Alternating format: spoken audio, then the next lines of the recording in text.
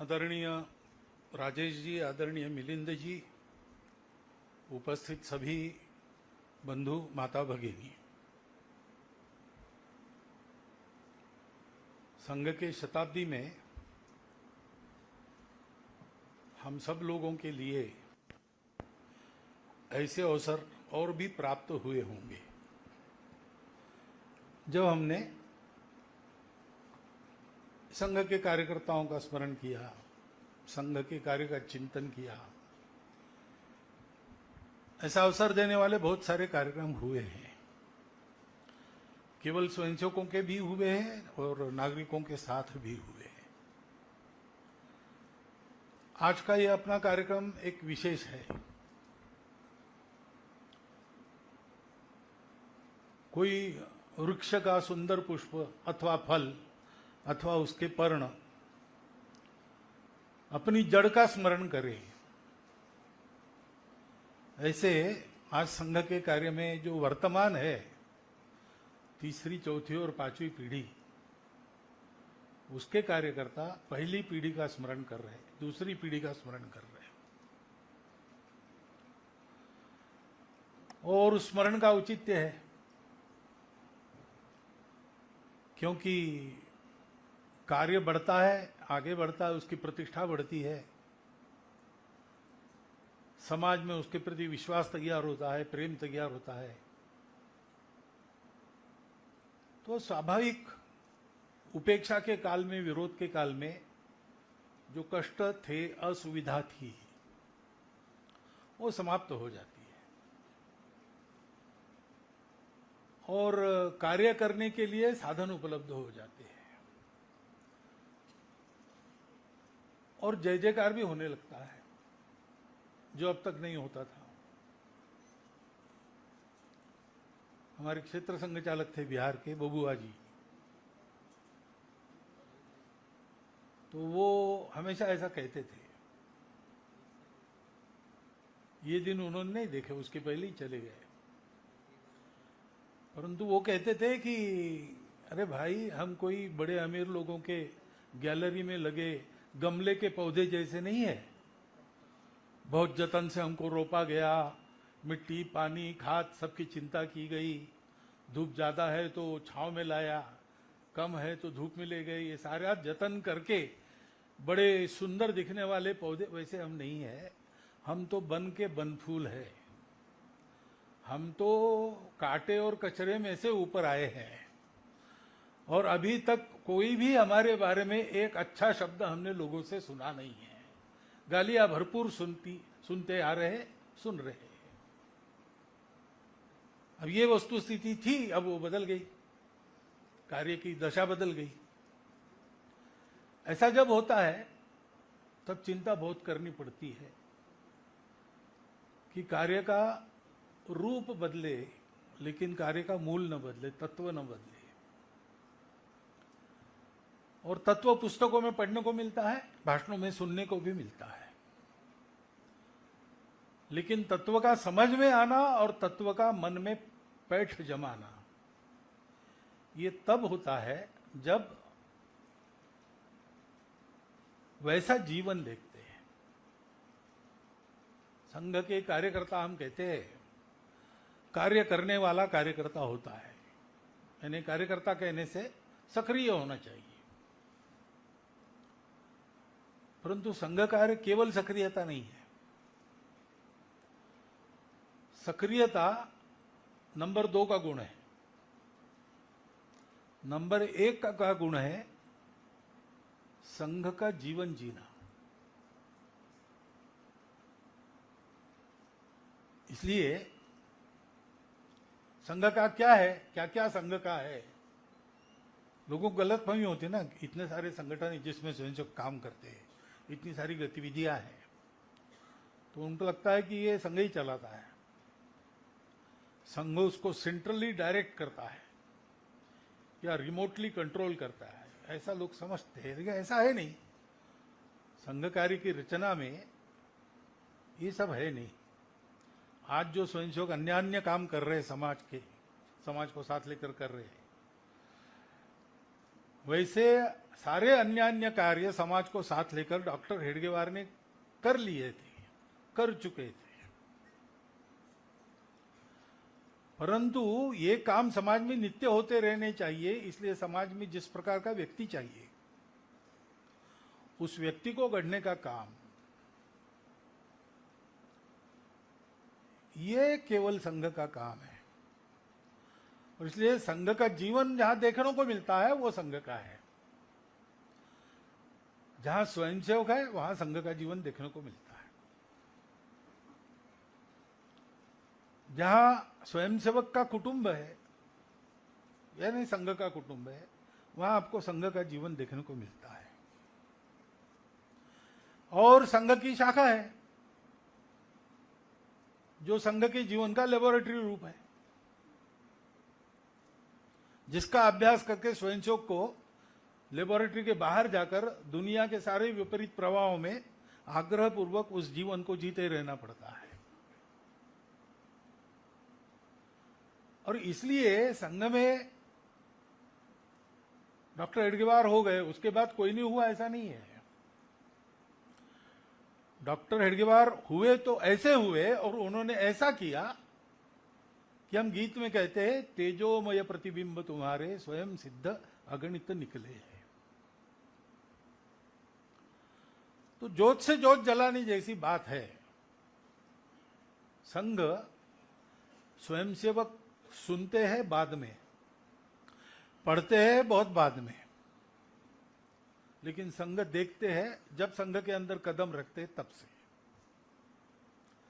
तो जो सुनते पढ़ते तो उनको ध्यान में आता है कि ये जो सब हमको कहा जा रहा है या हम पढ़ रहे हैं वो इसके पहले हमने अनुभव किया है संघ में। अब संघ तो कोई एक निश्चित इतने संख्या का संगठन है नहीं, पूरे समाज में उसको जाना है, पूरे समाज का संगठन करना है और समाज में सब प्रकार के लोग हैं। वो संघ में आने के बाद स्वयंसेवक बनने की प्रक्रिया शुरू होती है।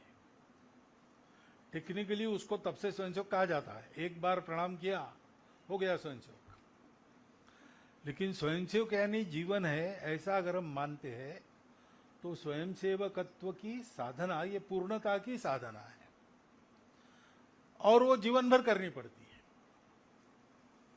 स्वयं प्रेरणा से माता की सेवा का व्रत धारा है, सत्य स्वयं सेवक बनने का सतत प्रयत्न हमारा है।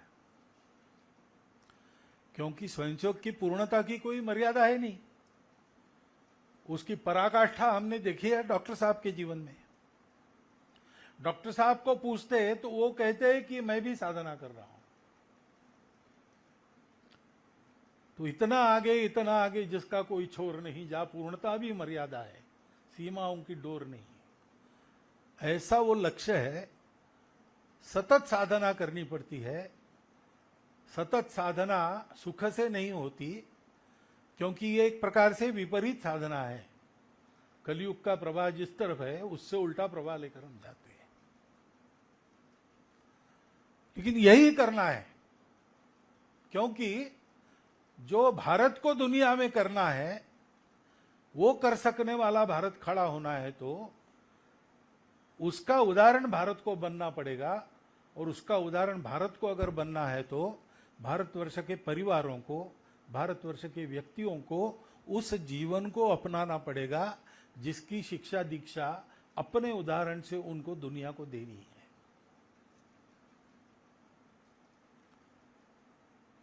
बहुत बड़ा विचार किया होगा डॉक्टर साहब ने। इतना सब चिंतन कब किया, इतनी सारी बातें कब सोची, इसका आश्चर्य लगता है। ये व्यवहारता असंभव बात लगती है, लेकिन वो हुई है। और उसका कारण क्या है डॉक्टर साहब कर सके? इसका कारण है, एक ही बात एक ही शब्द में बोल सकते हैं, समर्पण। अपने पास कुछ भी नहीं रखा, अपना कुछ भी नहीं छोड़ा, सब कुछ दे दिया। समर्पण का वर्णन करते समय हमारे रंगाहरि जी एक श्लोक बताते थे, कायेन वाचा मनसा इंद्रियेण वा बुद्धि आत्मना वा प्रकृति स्वभावात। शरीर का समर्पण है, तन मन धन हम कहते ही है। मन में वाणी का निवास होता है, इसलिए वाचा। विचार का स्थान बुद्धि है, बुद्धि। बुद्धि आत्मना वा प्रकृति स्वभावात। ये स्वभाव छोड़ना अत्यंत कठिन बात है, क्योंकि वो स्वभाव है, हम लेके आए हैं उसको। स्वभाव दुर्तिक्रमा। बिल्कुल डॉक्टर साहब ने अपना स्वभाव भी बदल दिया। और स्वभाव छोड़ना है तो अहंकार छोड़ना पड़ता है, क्योंकि मेरा स्वभाव मुझे प्रिय है। ये हमारे पास ऐसा, मेरे पास ऐसा नहीं चलेगा, मैं वैसा नहीं हूं, मुझे ये सब ठीक चाहिए, ऐसा हम बोल देते हैं ना। तो मेरा भाव है कि मुझे सब ठीक चाहिए, लेकिन वो मुझे सब ठीक चाहिए, मेरा ऐसा है, अहंकार भी आता है। सबसे कठिन बात वो रहती है। और जितनी समर्पण की श्रेणी में आप आगे बढ़ेंगे, उतना मैं समर्पित हूं इसका अहंकार भी बढ़ता है। नवल अहंकाराची गोठी, गोठी न लगे अज्ञानियाच्या पाठी, ज्ञानियाच्या कंठी, ज्ञानियाच्या गळा मिठी, प्राणकंठी आणि तसे। लेकिन ये होना अनिवार्य था। ऐसा भारत खड़ा करना है तो ये होना ही पड़ेगा। और समाज की स्थिति तो ये थी कि वो मानता था कि ठीक है, हमारी बातें उज्जवल रही होगी, कुछ रही होगी, लेकिन आज के दुनिया में वो इम्प्रैक्टिकल है। उस समय चल गया, लेकिन आज की भाषा में वो अशास्त्रीय है। हमारा सब गलत है, हमारा सारा उद्धार पश्चिम का तत्वज्ञान, पश्चिम का विचार, पश्चिम का जीवन करेगा। स्वतंत्र होने के बाद भी ऐसा सोचते थे। और दूसरी बात ये कहते थे कि जो भी हो उसका संरक्षण करने की तो हमारी बिल्कुल ताकत नहीं, हम संरक्षण नहीं कर सकते।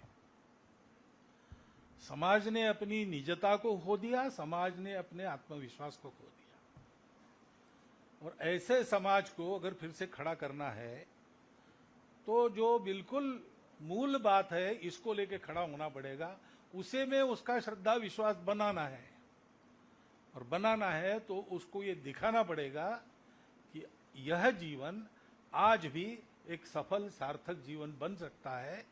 और इस जीवन का संरक्षण हम अपने सामूहिक शक्ति के आधार पर कर सकते हैं। और इसलिए हम देखते हैं कि संघ में इतने सारे लोग हैं। अभी तो आपने 101वां किया डॉक्टर साहब के नाम से, वो भी बीज से प्रारंभ, फल से प्रारंभ करके बीज तक आए आप, ये बहुत अच्छी बात है। बीज के तरफ जाने की, रूट के तरफ जाने की आवश्यकता है। सतत वहां अपने पैर गड़े होने की, अपना मन वहां लगने की आवश्यकता है। ये मुझे करना है। डॉक्टर साहब ने कभी दूसरों से अपेक्षा नहीं की, उन्होंने जो अपेक्षा थी वो करके बताया। उपदेश नहीं किया, उदाहरण दिया। और ये 100 साल चला है। क्यों चला है? क्योंकि डॉक्टर साहब के उस उदाहरण का अनुकरण करते हुए अपनी क्षमता के अनुसार स्वयं सेवक प्रयास कर रहे हैं। सब स्वयंसेवक प्रयास करते, अपने से जो 10 कदम 5 कदम आगे है उनके बारे में अपने मन में एक श्रद्धा उत्पन्न होती है। पूर्णता तो उधर है डॉक्टर हेडगेवार। और इसलिए साधना सतत जीवन भर करने वाले कितने ही उदाहरण अभी मैंने सूची देखी। वो सूची के लोगों को प्रायः नागपुर विदर्भ में सब लोगों ने यानी पहली दूसरी पीढ़ी के लोगों ने देखा है। चौथी पांचवी पीढ़ी तो नहीं जानती होगी, तीसरे पीढ़ी के लोगों ने कुछ कुछ देखा है। लेकिन ये देखते आए हैं, उन्हें देखने को मिलेगा।